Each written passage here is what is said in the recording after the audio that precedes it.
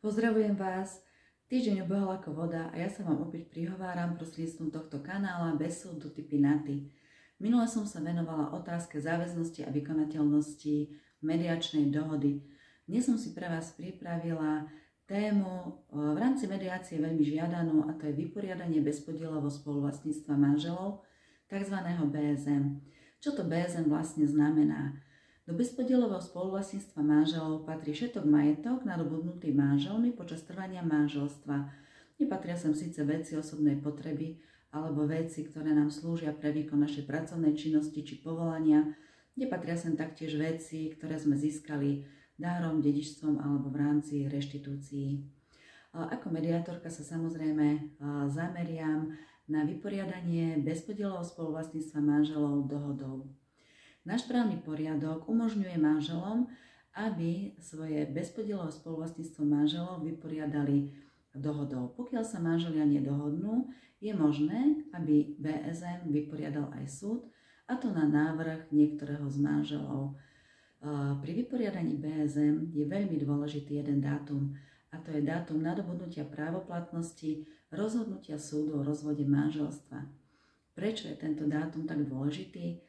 Pretože či dohoda o vyporiadaní BSM alebo návrh na súd na vyporiadanie BSM prostredníctvom súdu musí byť urobené v rámci prekluzívnej trojročnej lehoty, ktorá začína plynúť práve týmto dňom nadobudnutia právoplatnosti rozhodnutia súdu o rozvode manželstva. Pokiaľ k dohode v rámci tejto lehoty nedôjde, a pokiaľ nedôjde ani k podaniu návrhu na vyporiadanie BSM na súd, nastane nevyvratiteľná právna domnienka, a to znamená, že z bezpodielového spoluvlastníctva manželov sa stane podielové, pričom podiely oboch manželov sú rovnaké. V rámci dnešného príspevku sa budem venovať dohode o vyporiadaní bezpodielového spoluvlastníctva manželom, a to pri nehnuteľnostiach nadobudnutých počas trvania manželstva, pretože práve nehnuteľnosti majú svoje špecifiká. V rámci teda vyporiadavania BSM, pokiaľ ste sa aj rozhodli, že uzavriete dohodu o vyporiadaní BSM, je dôležité, aby ste túto dohodu uzavreli v lehote 3 rokov od toho dňa nadobudnutia právoplatnosti rozhodnutia súdu o rozvode. To je však len krok 1. Preto, aby táto dohoda vám je uzavretá, nadobudla aj vecnoprávne účinky, je potrebný druhý krok, a to je podanie návrhu na vklad na príslušný okresný úrad, katastrálny odbor, aby zapísal práva plynúce z tejto dohody. A práve tento návrh na vklad musí byť taktiež na kataster podaný v rámci prekluzívnej trojročnej lehoty, pretože nie len včasné uzavretie dohody o vyporiadaní BSM, ale aj včasné podanie návrhu na vklad vám zabezpečí to, že vaše majetkové práva budú usporiadané tak, ako ste sa dohodli.